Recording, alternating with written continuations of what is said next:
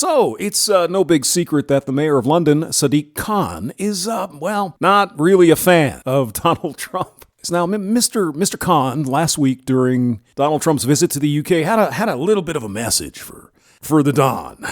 And basically for all men here in America and all you pro-life women's and all you people who do not identify as being a feminist, well, you're clearly wrong. And you're just afraid of women. After all, weak men fear powerful women. Let's hear what the mayor of London has to say about, feminism and stuff. What we've seen over the last few years in the USA is a rolling back of much of the progress made in previous decades. What you consider progress, other people might not agree with. Like the majority of women in some of the states that are putting pretty strict regulations on abortion. Women are the majority in the United States. So women, in fact, are voting to put restrictions on abortion. I know, but they have vaginas. They're female and shit. It's really important we continue to move forwards. Maybe we don't want to move forwards the way you think we should, Mr. Khan. Not everyone is of the same mindset. You have your political views, I have mine, Donald Trump has his, she has hers, etc., and so on. Just because you think we should be moving in a certain way does not necessarily mean that is the correct thing to do. Now, I know. If we don't agree with your point of view, we're Nazis. We understand that. Isn't that correct, sir? What we're seeing in the USA is a rolling back of the reproductive rights of women. You know what isn't being rolled back, though, Mr. Khan? The reproductive rights of men. You know why that is, sir? Because men do not have reproductive rights in the United States. None. A little hard to take away something that isn't there, isn't it? We've got a situation now where some states in the USA are making it almost impossible for women to have the rights to have an abortion. Yeah, that is to challenge Roe versus Wade. But the other point there, Mr. Khan, women are the majority of voters.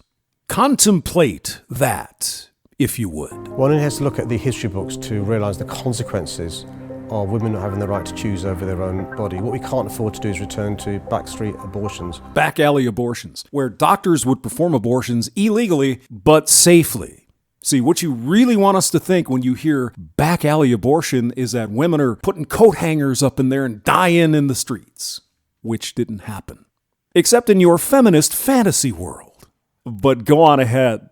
Tell us more. We can't afford to see a return to the situation in decades where you had women having no control over their bodies. It's really important we support women in the USA. What about, being a practicing Muslim and all, what about some of the countries in the Middle East where Islamic law, Sharia law, is practiced? Women have no rights, or very few rights, at least outside the home. I understand inside the home they're kind of queen bee, but outside the home they really don't have much to say about anything. Can they even vote?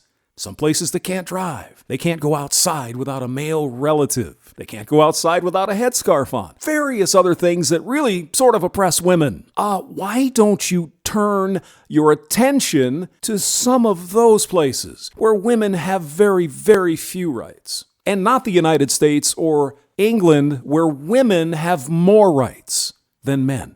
I know. The fight for gender equality shouldn't just be a fight for women and girls. All of us should be feminists, and that means men and boys too. Are you going to fight for the rights of men and boys to have reproductive rights, to have control over their own body, not be drafted into a war if they don't want to go fight? What about in the United Kingdom, where I understand it is not actually a crime for a woman to rape a man? Are you going to stand up and fight for those rights as a person for gender equality? Of course not. Because what you mean is women are all oppressed and they don't have equality, so we're going to fight for the equality of women, when in fact women have more rights than men. Men have no rights that women do not have. Women, however, have rights that men do not have. Are you going to stand up for that? I think we know the answer, don't we, guys? It was Malala Yousafzai, the Nobel Prize winner, who said, "How can all of us benefit when half of us are held back?" How can women expect to benefit when men do not have equal rights? Oh, we're not talking about that, are we? That's why it's in all our interests to be feminists. Tell that to 90% of British women who are not. Why don't you start at home?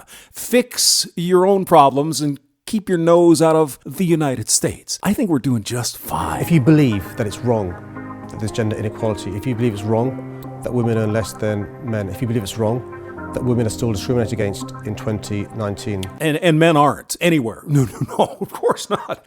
There's affirmative action programs for men. There aren't special laws with domestic violence favoring women, nothing like that. It's all about men's being oppressive to the women. In the United States, in the current year, Mr. Khan. Yeah. And you're a feminist. Only weak men fear strong women, according to Mayor Khan. I will not be called a feminist. I believe in equal rights for all, including men who are actively being discriminated against under our current legal system. But I will not be called a feminist. Do you understand that, Mr. Khan? James Maxwell, thank you for listening.